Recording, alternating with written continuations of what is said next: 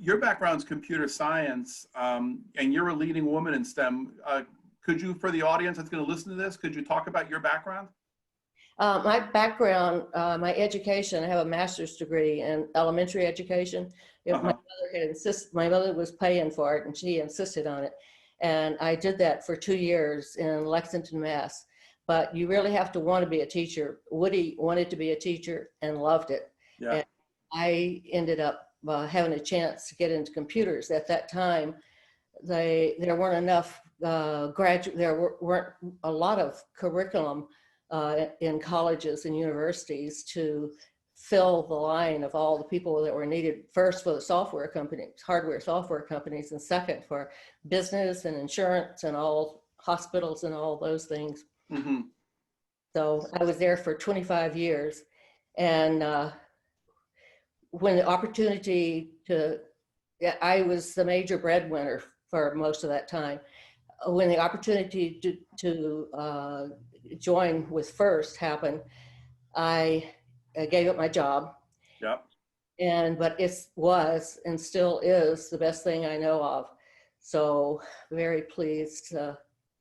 Well, you're saying the best thing you know of having a computer science background, or? Oh no, FIRST. Oh, good. Okay, yeah. Organization FIRST. Yeah. Can I ask a personal question? I've never, I get to talk to Woody a whole bunch of times, but I've never asked how the two of you met. We met 4 years before we married. So we started dating about roughly 60 years ago. And that was at the university where we both were. I was a townie.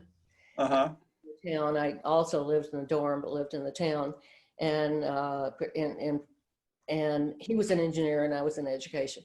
Yeah. And I was with about 7 of my friends one day in the place where people would get Cokes and sandwiches and stuff. And we left our books on the table, clearly indicating that that was our table. Yeah, yeah. Came back and we found this person called Woody Flowers there. And we all looked at each other like, how dare he? And then he started asking our names and writing our names on the Formica top in pencil with arrows. And we thought, not too sure about that. And we never really, I guess we started dating about 6 months after that. Really? So Margaret, you're an avid reader. I've listened to Woody say that he gets some of his books from you to read. You mentioned the 4 a.m. book club though. What is that? So I was a night person originally. And then whenever I stopped working at the computer company, I started switching over to see him more, to be a morning person. And I'm still trying to figure out now what I am. But we would wake up at 4 o'clock and generally read for an hour, originally actually reading out loud to each other, which is, really? Yeah, yep. And we'd jointly pick the book. And so both of us had learned things that we hadn't thought we would learn. Margaret, that's incredible. Some people said it's a very romantic thing. And it really is. He grew up in a family where coffee was the most important thing the first part of your day. His father would take the first parts from drip coffee to the members, to his mother of the house.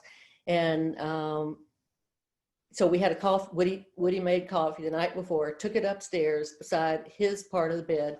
And at 4, the coffee pot went on and we had coffee while we were reading. So the 4 a.m. book club, very nice. Besides reading and besides FIRST Robotics, what were some of the things that you and Woody like to do? I got certified as a scuba diver and encouraged him to do that. I had fear of water from almost drowning in high school. So it's like a personal best for me. And I was one of the 2 people that got a pass plus at the end of the class. So a personal best. And then Woody got a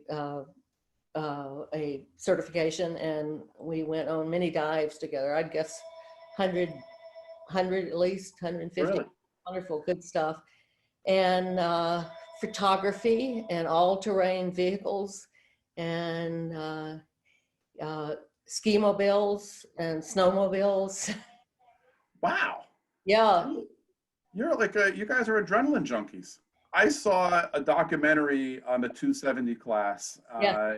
that I don't know if Woody took that class over or if he found it, but describe the 270 class at MIT because it's pretty interesting. The class itself had been started maybe 1 or 2 years, but there was no contest. And when he took it over, he started the contest there. So Okay.